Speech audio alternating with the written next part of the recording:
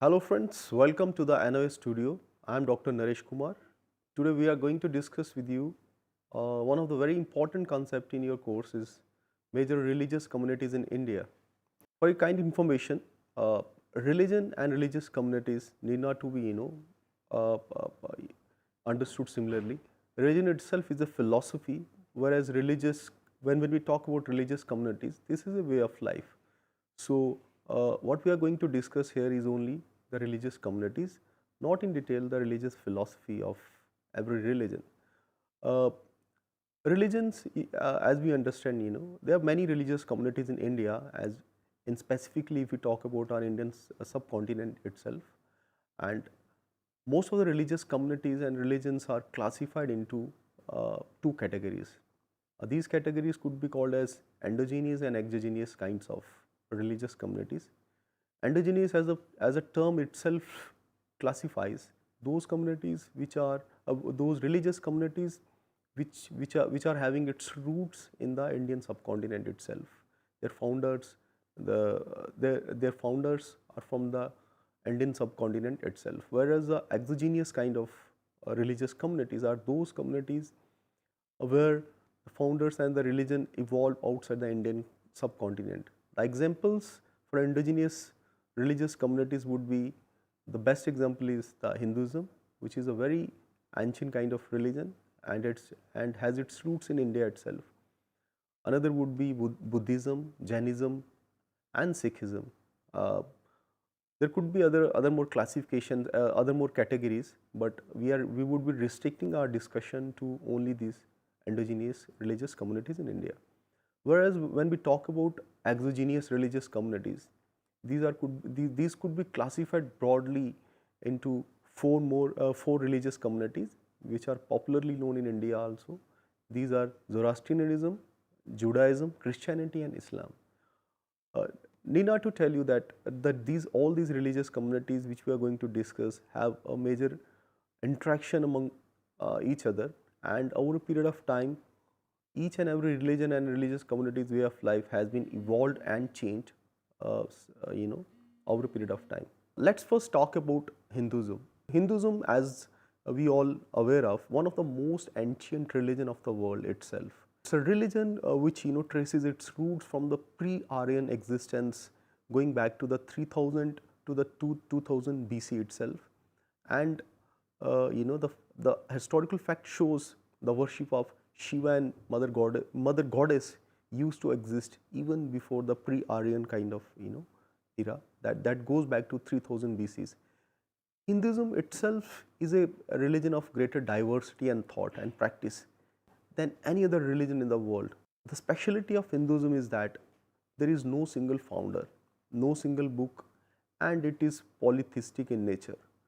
Uh, as a religion itself is quite old in nature, so there are contradictory beliefs and ideas have evolved along with Hinduism, which Hinduism itself has co-opted over a period of time. In short, if you try to understand Hinduism as a philosophy, the major ideas of this philosophy are derived from Vedas, Upanishads, Dharmashastras, Purana, so on and so forth. There are many other texts as well which inspire, which tell us about the basic philosophy of Hinduism. In short, for a student of sociology, Hinduism could be understood as a way of life. It's simply a way of life. Whatever comes to a way of life has has co-opted as a part of the broader idea of Hinduism. And if you see, the social life within Hinduism has been classified into caste and Chatura Varna system, which we all are aware of, and each of us are the part of that caste and Chatur Varna system, which is quite historical in nature. The central concept which every student of sociology has to understand, which always guided the Hindu philosophy, are dharma, karma, and moksha. Hinduism has undergone subtle transformation over a period of time. The Hinduism of pre-Aryan era, medieval era, is quite different what religion Hinduism we have today. And even today it's going a very subtle transformation over the years, right?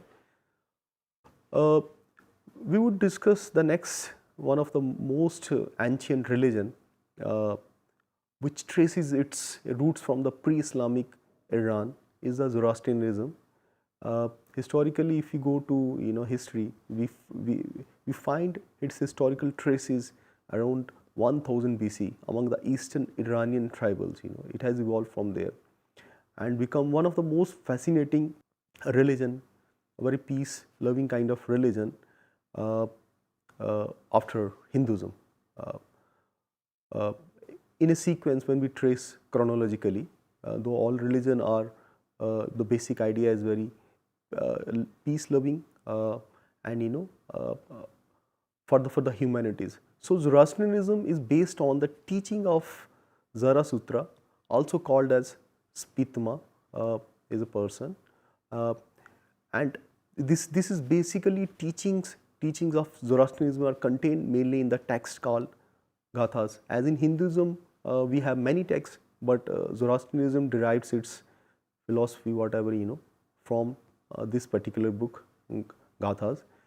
Uh, it is a religion which gives immense importance to earth and fire, and it occupies a greater importance in the Zoroastrians, way of life.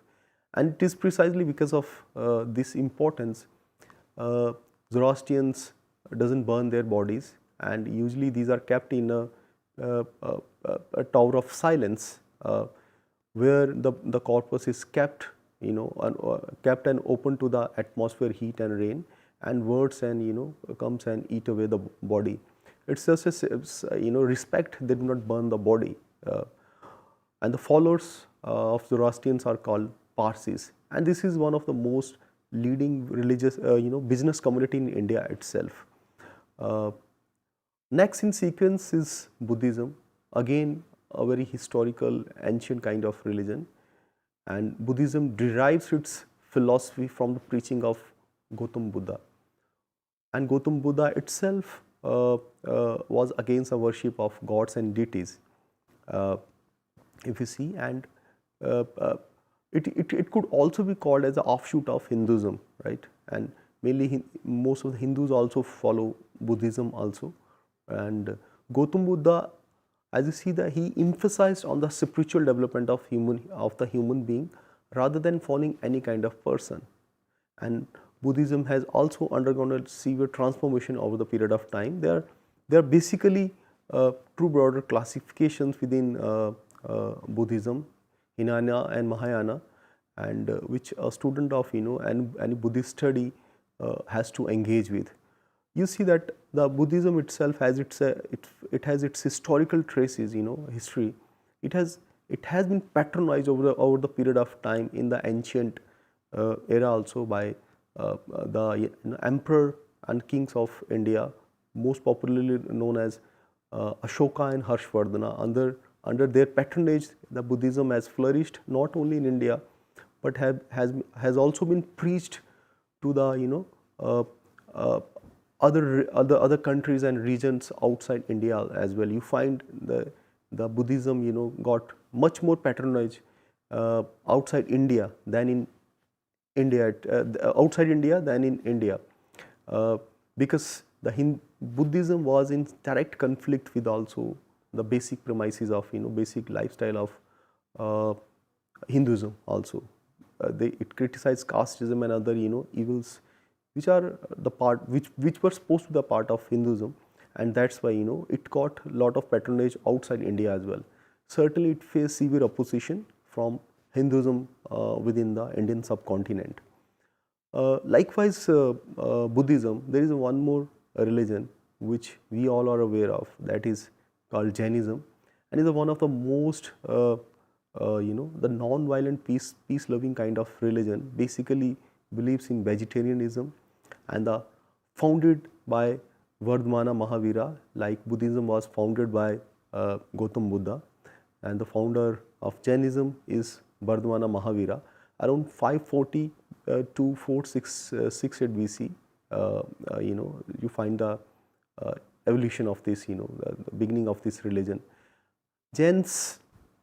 Jainism, the speciality is that they have produced immense kind of literature since uh, it's an ancient, that would also one of the reason for this.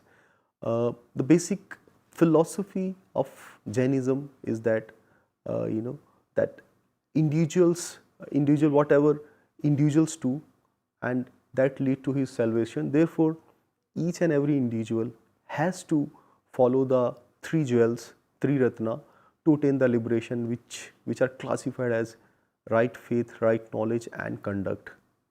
Basically, the Jainism, like Buddhism, is also divided into uh, uh, uh, two sections, like Digambara, who lived naked, and Shvetambara, monks who wears white robes, right? So uh, this is the broader classification within Jainism. And Jainism, like Buddhism and other Hindu religion, also has most of the caste groups within it, and most of them are traders. They're also one of the uh, leading business communities in India. It has undergone also major religious reforms, like Hinduism and other religions we talked about. Uh, the one more religion which is exogenous in nature, as we talked to about two classification, that is Christianity. And this religion has a huge population as its follower, and not only in India but all Europe and other subcontinents, other continents of the world. And basically, Christianity is what a religion which evolved with the Jesus, right? Jesus Christ, and it takes its start from there only. Christianity came out of Judaism, which we are going to discuss, and it is a monolithic kind of faith. It continues to be highly heterogeneous in the beginning, but still with some common principles, which binds the different classifications within Christianity, like Protestant, and they are Catholics. So there are many, other classifications also within the Christianity, but they basically follow the basic ideas that remain almost similar across these dissections, not dissection, but uh, uh, different parts of this Christianity are faith, hope, and love. Its roots are older in India than Rome itself. So you can well imagine, so the relation of Indian subcontinent with the exogenous kind of religion, which is Christianity, is too old than Rome itself. And basically, the Christianity came to India through three means. First, uh, the political control through the travelers, who used to visit India, and they used to preach Christianity, and that was also, one of the reason for the evolution of Christianity, the growth of Christianity in India. But mainly it is called as political control. When the European came and they missionary practices activity started in India, they also preached Christianity, and now you find that there is a huge population, but not like Hinduism and other religious communities. The population is less, but still exist all across Indian states. Uh, Judaism, as we discussed, Judaism led to Christianity. Christianity has come out of Judaism, and followers of Judaism are known as Jews. One of the most popular community in the world, people inhabiting mainly in Israel itself. So the small population in number in India, very small population, but the major religious ideas which govern is that this is a monotheistic religion and believes in transcendental God. That is what define this religion, Judaism. The one more religion which deserve our very serious attention and very popular in India is that Islam, because the Muslims are huge in India than anywhere in the Muslim states across the world, as you know. So Islam itself means to surrender to God's law, and thus to be an integral whole of that, right? And followers believe that God has revealed his message regarding how humankind should live. And Islam identifies prophets. The first prophet was Adam, and the last was Muhammad. And it is said that some prophet received the holy message from the God in the form of scriptures, and the last such scriptures which was written is called Holy Quran, the revealed book of Muslims, where every message is written. The basic doctrine of Islam has remained same, and it is a religion which has not gone much transformation, as comparison to the other religion in the world. And India, you see that Muslim has a huge population, and again under the influence of Hinduism and other religion, they are also having many caste groups within their religious fold. The very latest and the new among all these religious classifications is Sikhism. Sikh itself means a disciple, discipline, and Sikhs are those who are disciples of 10 gurus, starting from Guru Nanak, 1469 to 1539, and to Guru Gobind Singh, the last and the 10th guru of Sikhs. And the holy book which guides each and every Sikh is that Guru Granth Sahib, a scripture written by 5th Guru Arjan Dev in 1604. That is what and most of this Sikh population resides in Punjab, as you all know. And Sikhism is the outcome which deserve our attention. Is the it's an outcome of Bhakti movement, which has inspired even Hinduism, Jainism, Buddhism, and lot of religion itself. So Bhakti movement itself deserves a special attention. It's a history, long history of several centuries, which has tremendously influenced the whole religious system, social life of the Indian subcontinent and the people in India. So friends, this was what we had discussed, that there are many religious communities, and each and religious community has its own origin. They are endogenous and exogenous, but the specialty about these religious communities, they have influenced tremendously each other. And more importantly, if you see the endogenous religions within India, which evolved from India, has influenced each other tremendously, and the exogenous religion, which is Christianity and Islam, has also undergone severe transformation under the influence of our endogenous religions which have evolved from India. And that is what makes our the society a very beautiful society, where we are learning and participating in each other's festivals, and that makes our life a very composite cultural life of India. So friends, as we have discussed different religious communities in India, what we came to know is that the all religious communities has tremendous influence upon each other. The Hinduism, the Buddhism, Jainism, Sikhism, we talk about, each and every religion has inspired each other and influenced each other's way of life also. You see that the caste system in itself has infiltrated in each and every religion, whether it is endogenous or exogenous. Christianity, which is exogenous, and Islam, which is an exogenous religion, has also got severe transformation through the influence of our indigenous culture, and that what makes our society a very composite kind of society. The modernization which has came to in tradition has evolved this society as a very vibrant society called Indian society, and we are inspired by each other's culture, lifestyle, and that what again makes us a very vibrant Indian society. Thank you.